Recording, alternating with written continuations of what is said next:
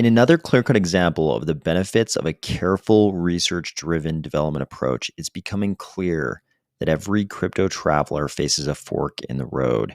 One path leads to Cardano and security and sunshine and no notable DeFi exploits to date, while the other path is the dark trail to the robbery forest that is traditional crypto DeFi.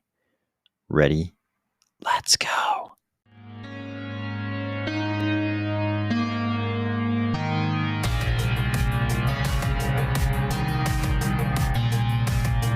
Today, we're going to discuss the gigantic wormhole exploit and Solana, Cardano DeFi's big fat zero in the Have You Been Hacked column, the top smart contracts in Cardano today, a new IOHK article on pipelining, the upcoming Pavia vision paper, and a very interesting report about a court ruling on staking reward taxation. That's a lot to get through, so we'll probably move pretty fast today. Today was a very bad day for Wormhole. Who is Wormhole, you might ask?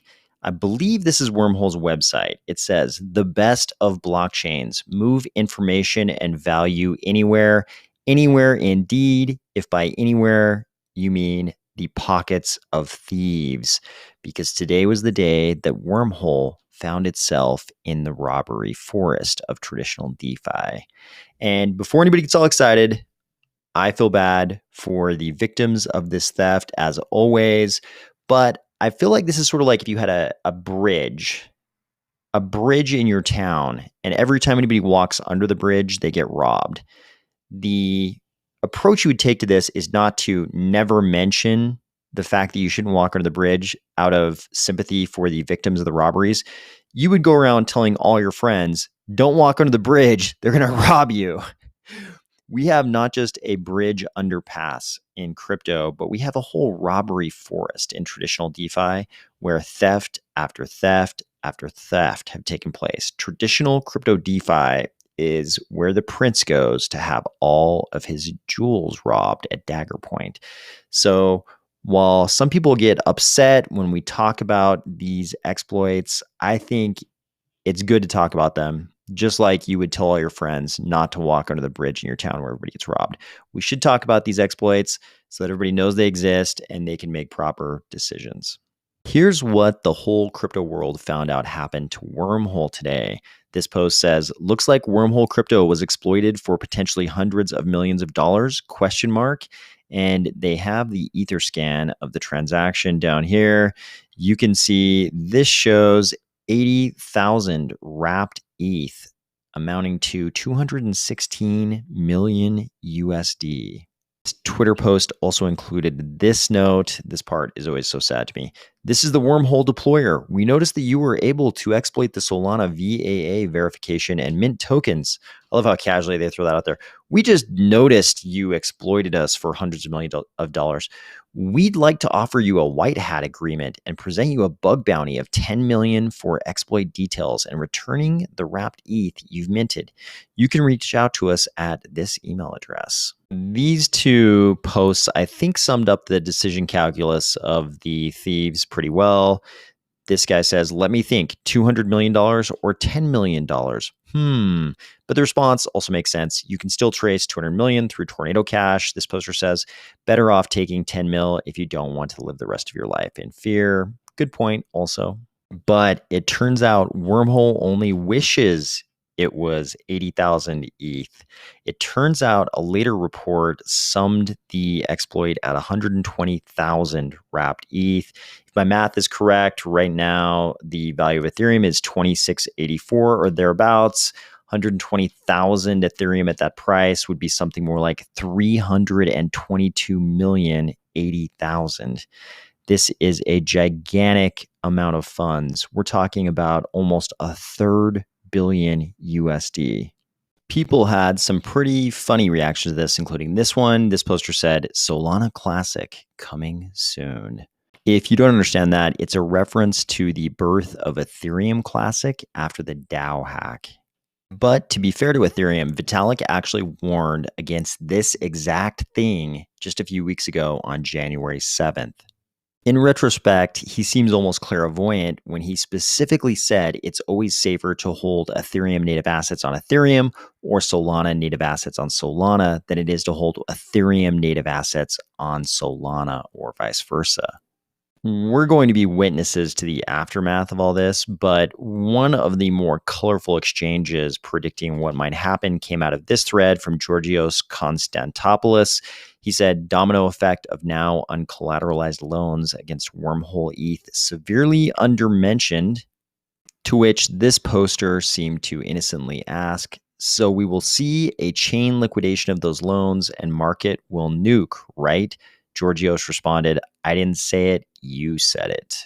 What does this all have to do with Cardano? Well, Cardano Blockchain Insights from the Cardano Found Stake Pool lets you know. This is what it has to do with Cardano.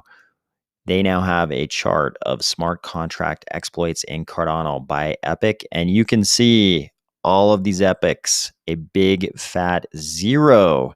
No Cardano smart contract exploits. That's not to say that it won't happen in Cardano. We will have exploits. There will be hacks and huge amounts of money will be lost.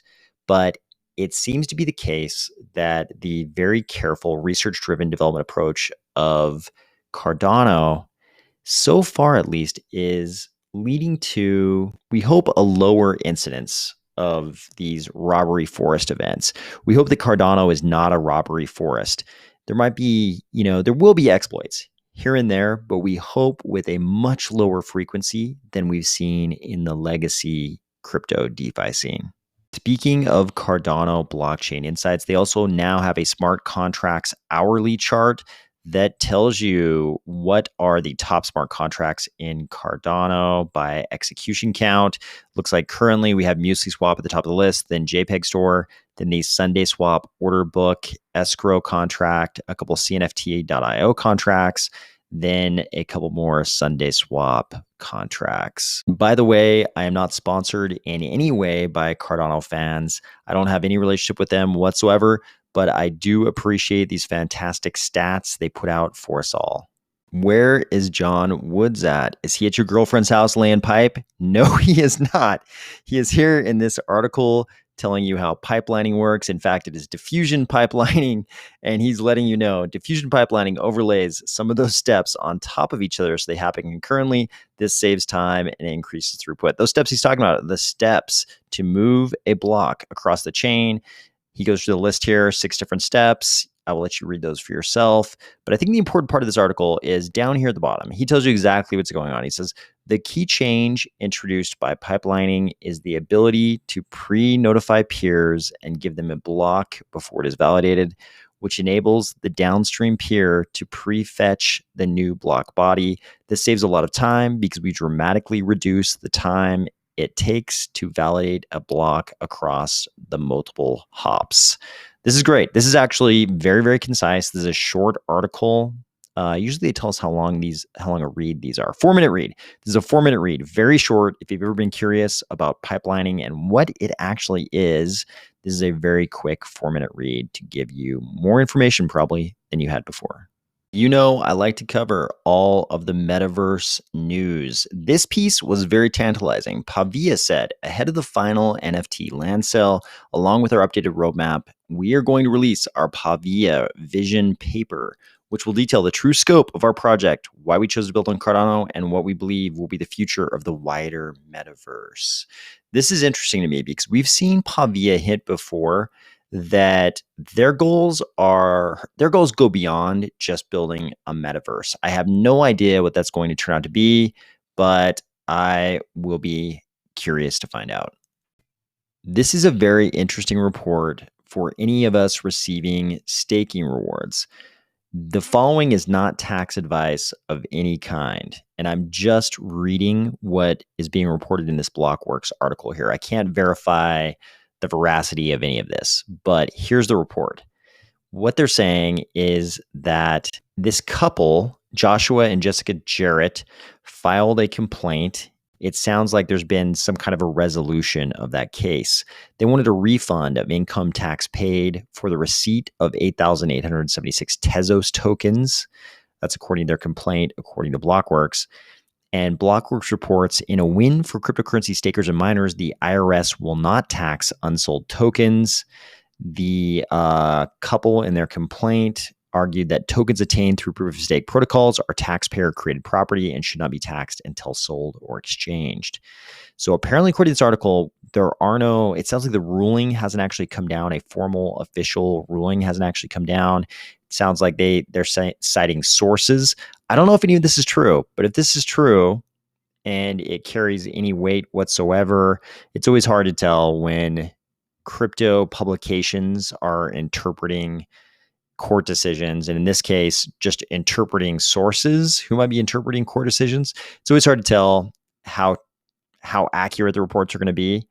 But if this is true, this would definitely be very welcome news, I think, for all of us receiving ADA staking rewards. I hope you're having a great week, and I will talk to you tomorrow.